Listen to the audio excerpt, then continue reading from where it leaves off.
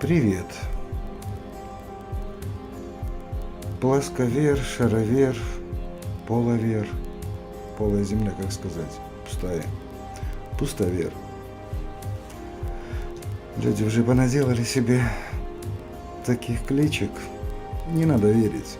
Все это оканчивается на веру. На какую-то пустую. Многие люди, спрыгнув с шарообразной земли,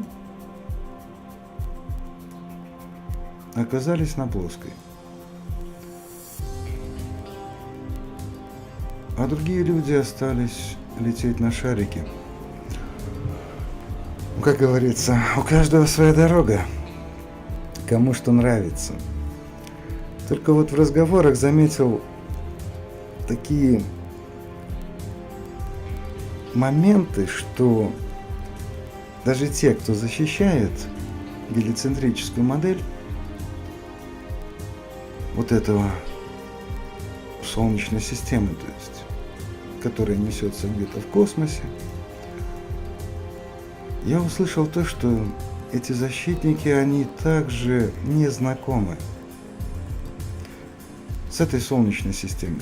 Просто только знают то, что где-то в учебном заведении дали, кто-то что-то почитал еще, плюс к этому. И не более. Поэтому и много слышно различных споров. Вот.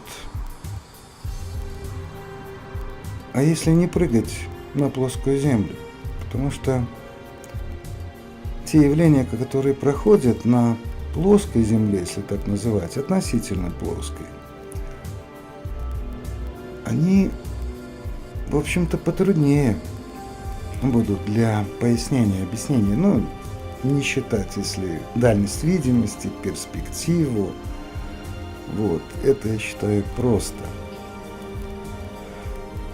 Ну хорошо. Начну с гелицентрической модели. Именно с того элементарного, о чем я никогда не думал, что люди это упускают. Упускают из поля своего видения. Именно поэтому получаются споры. Нам говорят, шарики, много шариков в космосе. Все это дело, значит, и по каким-то причинам, скажу так, кто-то это принял, уверовал. А если проверить? Ведь все мы всегда проверяем. Если человек, например, пришел покупать автомобиль, а ему в объявлении написали, что это такая машина почти как новая. Приходи, покупай только. Деньги давай. А человек приходит, а машина эта, местами ржавая уже. Человек тоже будет игнорировать или под каким-то углом смотреть на эту ржавчину, или закрывать глаза. Нет. Потому что здесь интерес. Не любопытство, а интерес. Интерес в том, чтобы отдать свои деньги, заработанные. А вот в разговорах между людьми интереса нет. Любопытство. Временное. Ну, сегодня поговорим на одну тему, завтра на другую.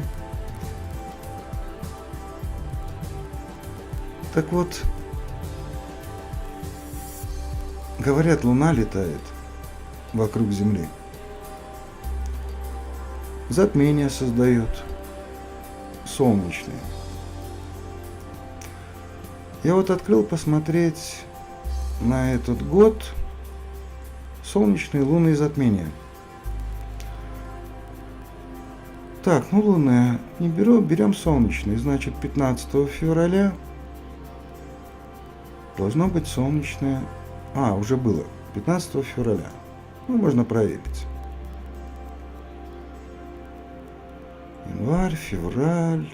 Так, 15. Угадали. Вот Луна становится на одну линию. Солнце, Луна, Земля. И по орбите движения находится на одной линии тоже посередине. 15 февраля. Отлично.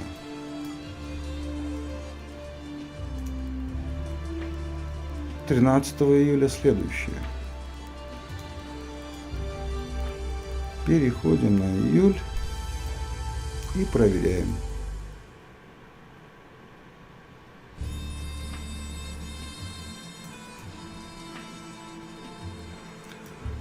Да, Луна тоже становится на одну линию.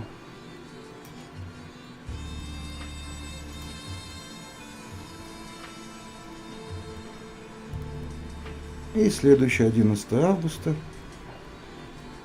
И последний на этот год. Так, 11 августа проверим. Откуда же они это все узнали, а? Точно. На одну линию становится.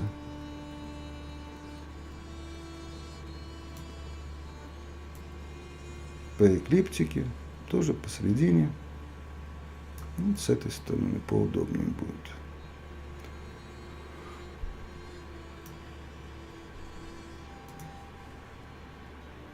И больше нет. Затмения 2018 года являются частью длительного цикла, который начался в 2016 году. Они принесут важные перемены, которые определят то, как будет разворачиваться наша жизнь в последующие месяцы и годы. Во как. Будет разворачиваться жизнь. А что если я не верю в это? Почему только 3 затмения или 4? Так, 15 раз, 13 июля 2, 3 на весь год. А вот теперь я проверю полностью, весь год.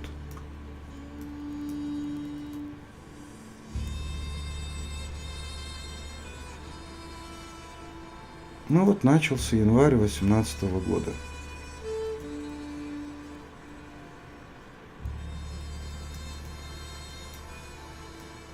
И также вот 16 января Луна становится на одну линию. Дальше февраль, как мы смотрели, было.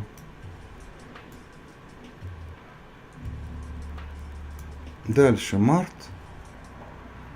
Вот Луна становится также на одну линию. Также и апрель.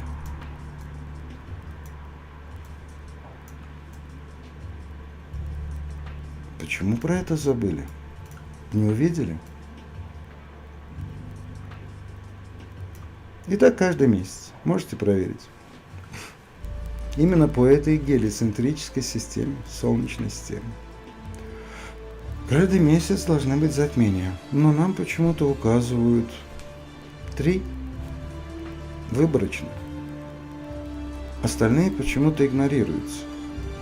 Я же ничего не придумал. Вот беру Солнечную систему, кручу ее, верчу каждый месяц. Здесь единственное только неправильно показано движение Луны немножко. Но это сути не меняет. То есть вот наклон, если в марте брать, вот такой будет у Земли 23,5 градуса, то Луна должна двигаться не так, как здесь показано, что она посередине ходит, а чуть-чуть, как бы если Луну переместить чуть выше вот сюда и вот так вниз. Но это не меняет ничего. То есть для такого положения, для пересечения, как бы она ни двигалась, хоть сверху от севера на юг строго или отсюда, всегда будет точка пересечения. Одна линия. Солнце, Луна, Земля. Вот такая простая проверка. То есть по гелиоцентрической системе каждый месяц должно быть затмение. Но его не происходит. Что-то не доработали. И еще одно. То, что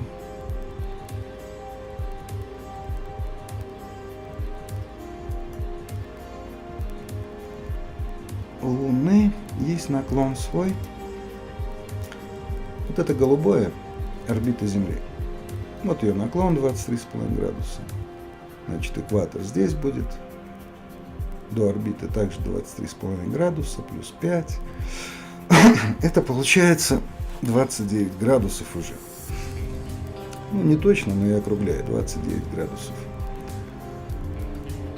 Значит, от 90 отнимаем 29, 61 градус. Значит, Луна всегда должна... что хочу сказать. Орбита Луны, вот эта красноватая, она всегда будет одна.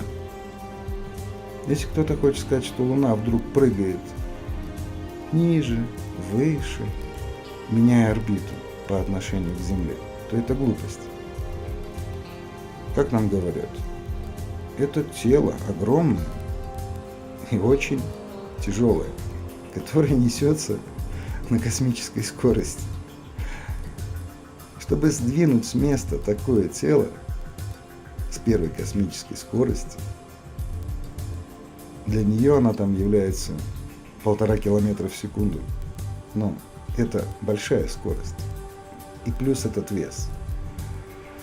Так вот, чтобы ее сдвинуть с места, с траектории полета, можно, конечно, пофантазировать это, призвать Халка, Железного Человека, Супермена, чтобы они поднатужились и надавили, а сзади Тор своим молотом еще поддал хорошо. Может быть, тогда сдвинется. Потому что надо учитывать, это очень огромный вес, который даже на 1 километр в секунду скорость не сдвинется со своей орбиты. Никак. Сам по себе или.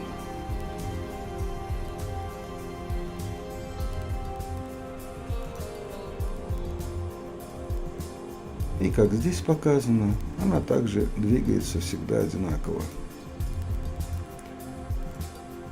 Так что 61 градус. А вот если посмотреть, как же она появляется, я взял по своему местоположению, взял декабрь. Вот тут 18-й год, 17-й год, разницы нет большой. Если посмотреть 1 декабря, давайте поставим не декабрь, а январь, например, уже этот год. Вот 8 января на 90 градусов она появляется, потом 97, 104, 110, доходит до 123. Это на восток, это уже к югу.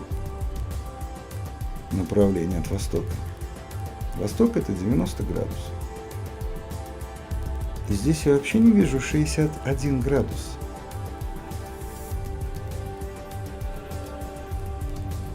Вот такие вот чудеса. Если посмотреть по программе Stellarium, мы видим то же самое. Это не 28 февраля стоит здесь. 1 марта, например, взять. Вот 1 марта Луна появляется, грубо говоря, градусов на 75. А должна появиться здесь, в этом районе, на 61 градус. Но и здесь тоже чудеса. То есть это не чудеса, это как в жизни происходит. 1 марта в этом районе.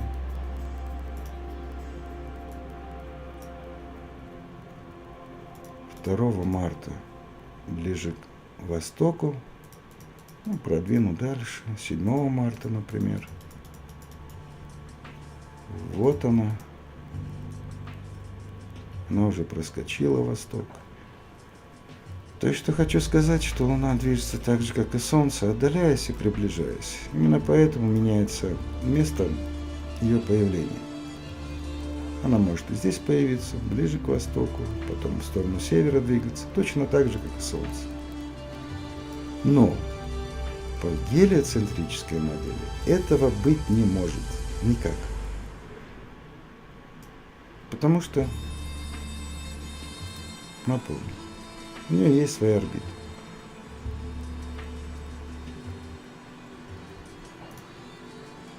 Сейчас нарисую. То есть вот здесь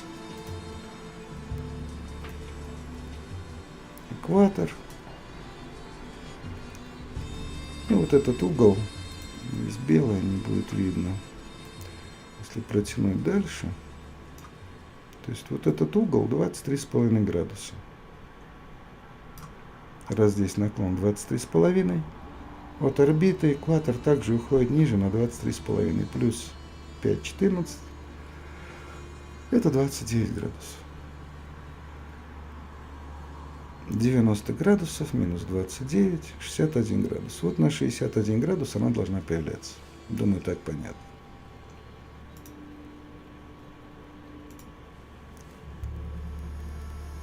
Вот такие вот гелиоцентрические чудеса. Так что не получается. Есть очень хороший фактор, который я называл и многие другие, как, если взять вот, ну давайте, лето, зима, то есть вот лето, здесь зима,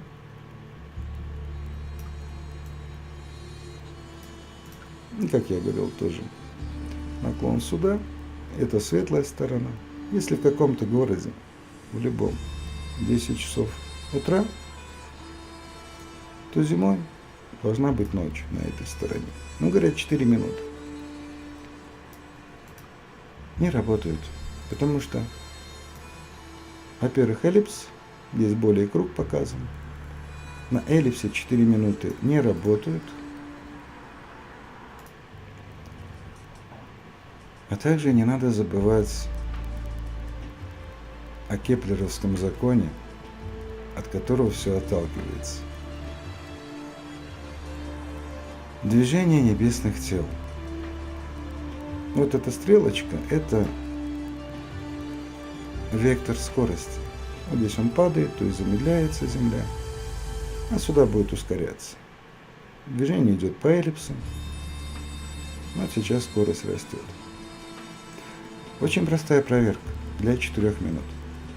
Или пусть там будет 3 минуты с какими-то секундами, разницы нет. То есть придется Земле, двигаясь в мир вот от Земли, на всем этом пути,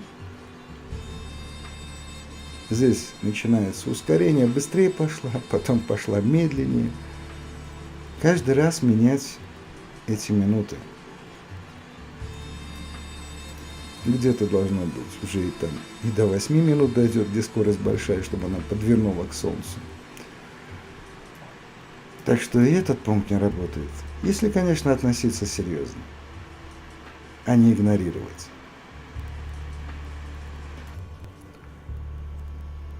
Ну а если, конечно, игнорировать, то никаких фактов не будет достаточно. Поэтому повторюсь.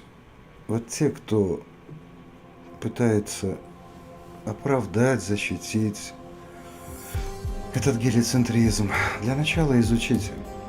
Изучите и сами себе ответьте на все эти несостыковки, которые существуют. А их на самом деле очень много, потому что это не теория. Вот это все, это не теория.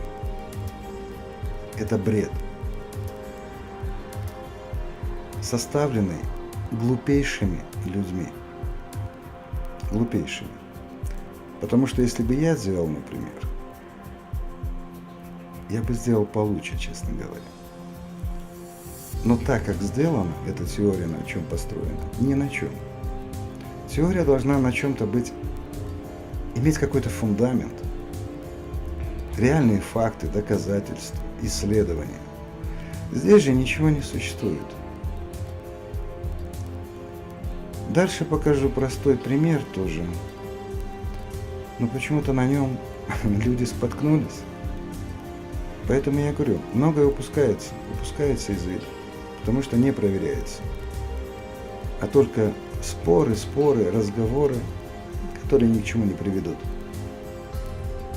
Надо лишь проверить. А после этого уже спросить, а стоит ли говорить дальше о каких-то событиях. Так вот покажу.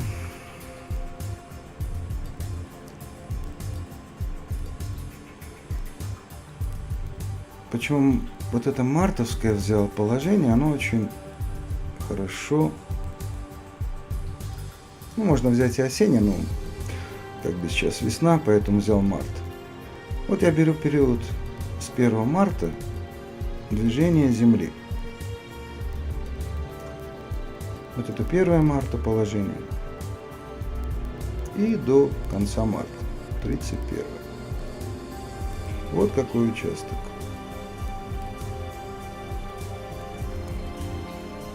Отсюда и сюда. Как мы видим в жизни, сначала покажу. Программа Stellarium очень точно показывает, как происходит в жизни. Вот я беру 1 марта, полуденное солнце, вот юг, и прогоняю до 31 марта.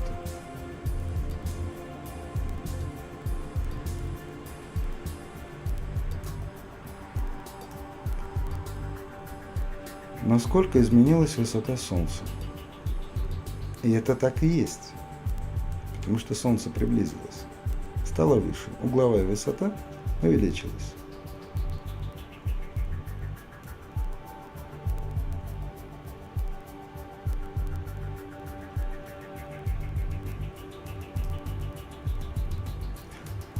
Может ли это быть на Солнечной системе, которую нам показывают?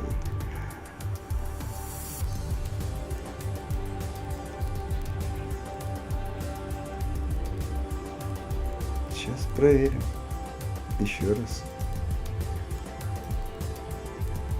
Повторяю, вот движение Земли. Ну вот 1 марта, если взять, сейчас покажу наклон Земли.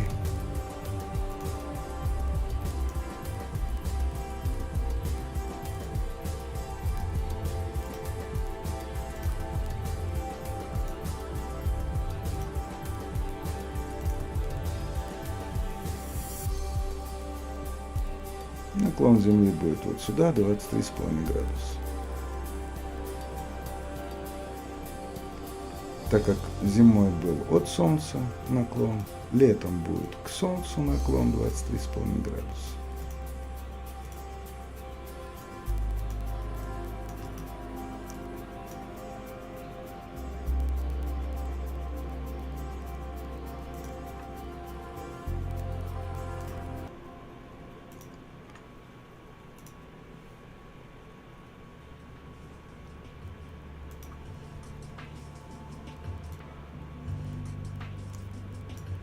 Тридцать 1 марта также наклон остается. Она как бы боком проходит, если так выразиться. Но то, что мы видим в жизни, как показывал рост высоты Солнца, здесь быть не может. Вот на таком участке. Никак. Потому что рост Солнца, это значит, Земля должна вот с 1 марта, и вот до 31 начать заваливаться к Солнцу, чтобы мы увидели подъем Солнца. Вот как здесь происходит. То есть Земля должна начать заваливаться к Солнцу. Но в этой гелицентрической модели такого нет, об этом никто не говорит, что она вдруг начинает заваливаться когда-то. Такого не происходит. А в жизни происходит. Потому что, еще раз говорю, Солнце приближается, высота растет. А здесь нет.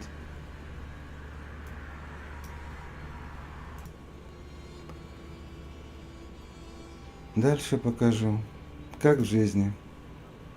Сделал фотографию 21 марта. Полуденное солнце. То есть это простейший метод ориентирования. Самая короткая тень является полуденной, когда солнце находится на юге. Вот на юге. И тень от предмета покажет всегда на истинный север. Без компасов, без ничего.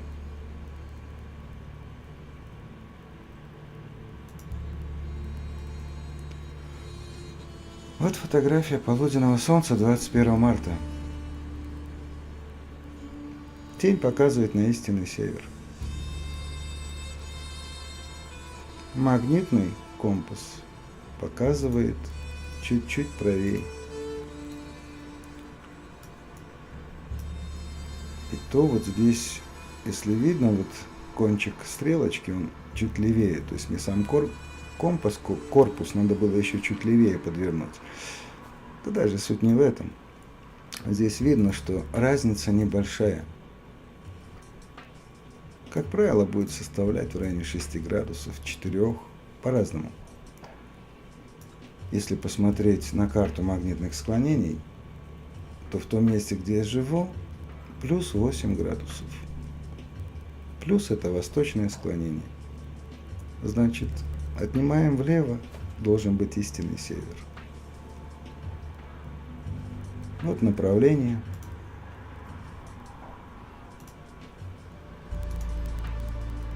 Если продлить,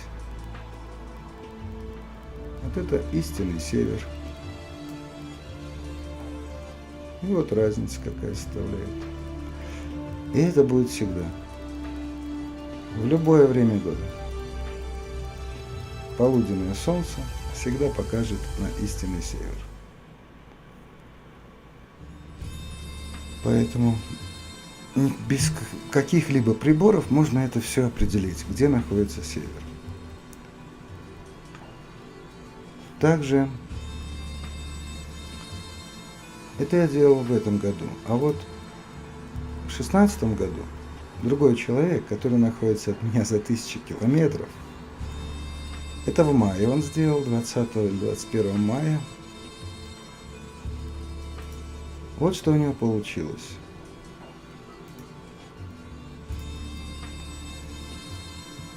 К 10, 11, 12, 13, вот это у них обеденное время,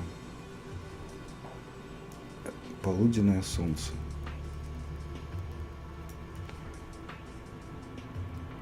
А вот это направление по компасу на север.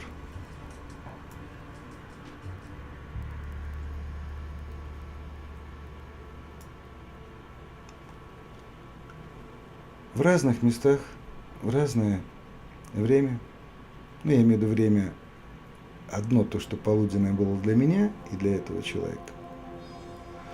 В разное время то, что я делал в марте, а это в мае, но показания одинаковые.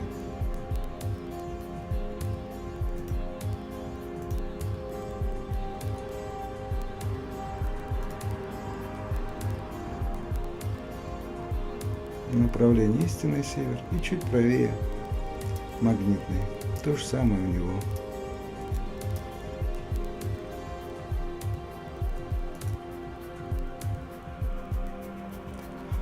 Это я показал, как в жизни происходит. Солнце на юге, тень всегда на север. Получится ли это здесь?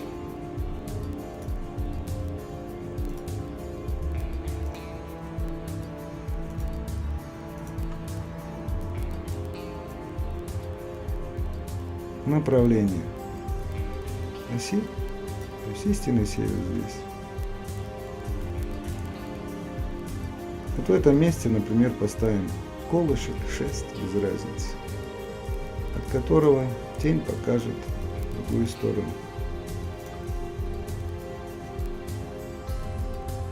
Так как на одной линии будет находиться. Покажу на более крупной картинки с Земли. Вот так.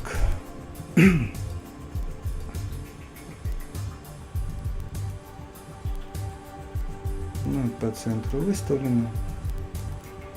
Наклонить надо 23 градуса.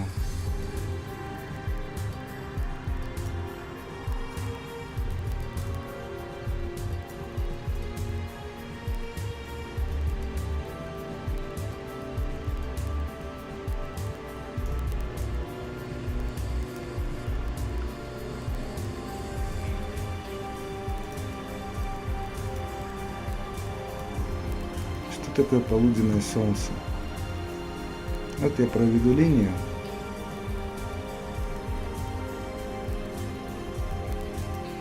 Так, чуть неровно.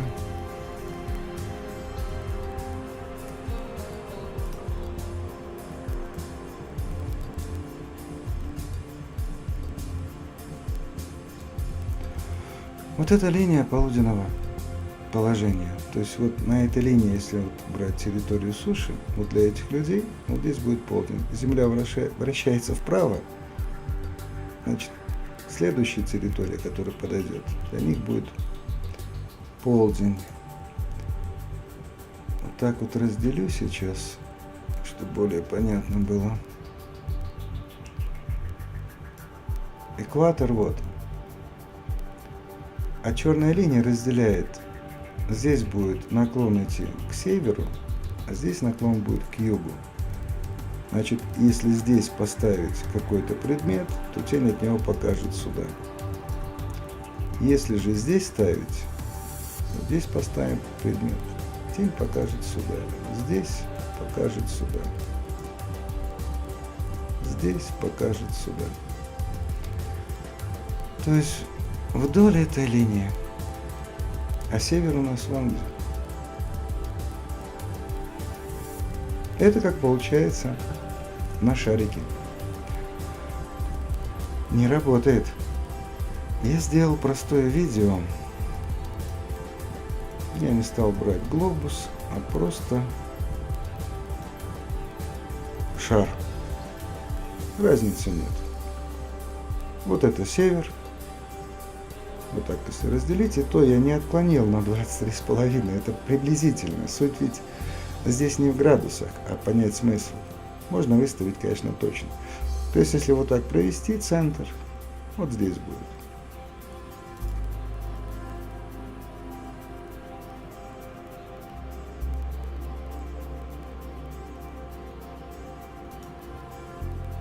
То есть, вот он наклон.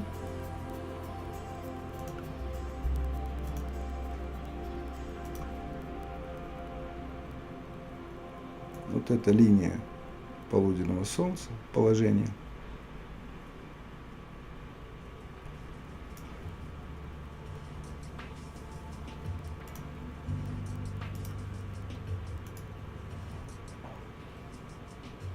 И если подсветить фонариком, разницы нет чем, лишь бы поярче, чтобы было дневного освещения, то вот мы получаем тень, которая показывает в этом направлении. Немножко не точно. Так. В этом направлении. А север у нас истинный вот в этом направлении.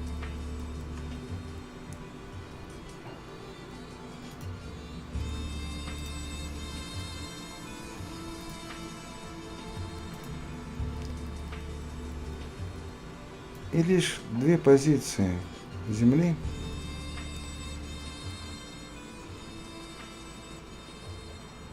когда сойдется направление тени полуденного солнца на север, это вот оно.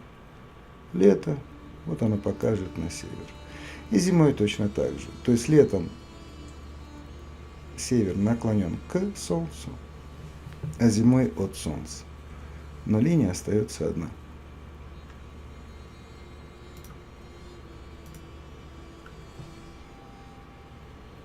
Ну, здесь и видно.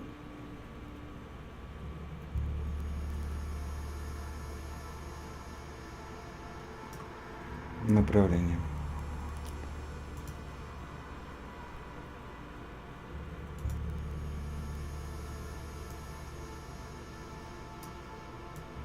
То есть только летом, 21-22 июня, когда к Солнцу наклонена ось. И также зимой.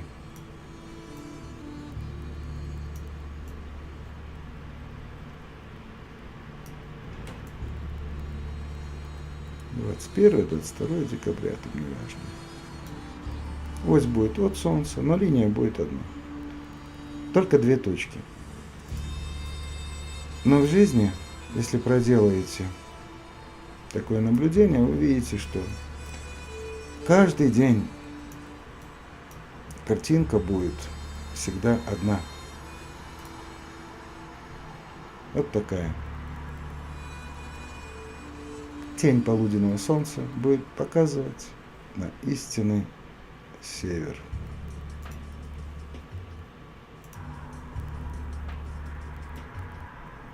Также еще хочу показать то, что уже показывал, но почему-то тоже на это игнорируется. Вылет из Нью-Йорка в Москву, то есть полет с запада на восток. И человек снимал солнце. Полет над океаном.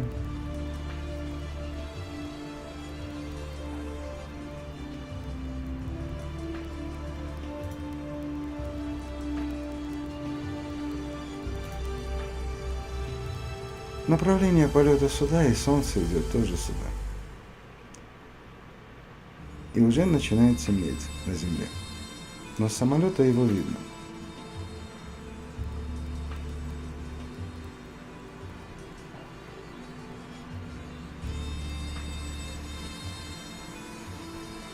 Воспроизведение ускоренное на большой скорости.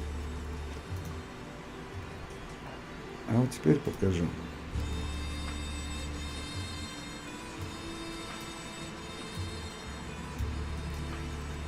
Вылет отсюда, чуть севернее, и полет в Москву.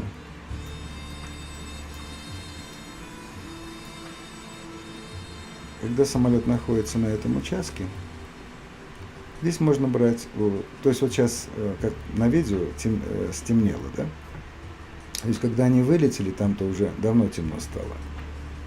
Но в каком положении, если вот повернуть Землю, такое вообще может быть возможным? Солнце отсюда. Здесь темная сторона. Пусть это будет летом. Наклонить в сторону Солнца. Высота самолета 10, 11, 12 километров пускай. Вот здесь, на этом глобусе, даже 12 километров показать невозможно высоты. Это как по глобусу самолет будет лететь. И вот на этой широте находиться. Можно ли будет видеть Солнце отсюда? А зимой тем более. Наклон от Солнца. И вот на этой широте. Солнечный свет будет сверху проходить. И видно его, Солнце, вот так, никак не представляется возможным. Тоже игнорировать? Или все-таки подумать? Я имею в виду для тех, кто защищает гелиоцентризм. Ведь если мы начнем все игнорировать, а может так, а может не так, думать, что-то додумывать. Кстати, люди додумывают намного грамотнее, чем это нам навязали.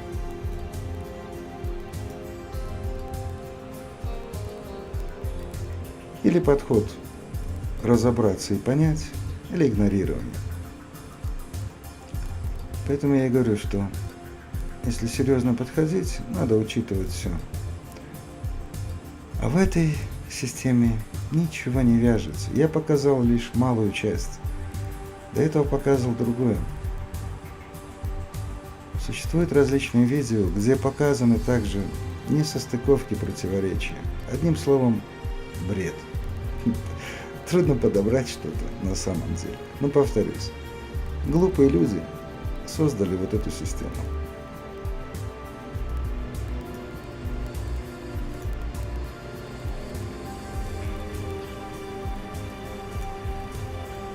Кому-то нравится думать, что на шарике живет. Больше всего это относится к ленивым людям, которые не утруждают себя ни проверками, ничем более. Вот если, глядя на это видео, есть ощущение поворота Земли или все-таки оно уходит? Подумайте. И не надо игнорировать. Любой факт является фактом, тем более видимый. Поэтому я показываю очень простые, которые не требуют расчетов, а только лишь немножко внимания. На этом всем всего хорошего. Услышимся.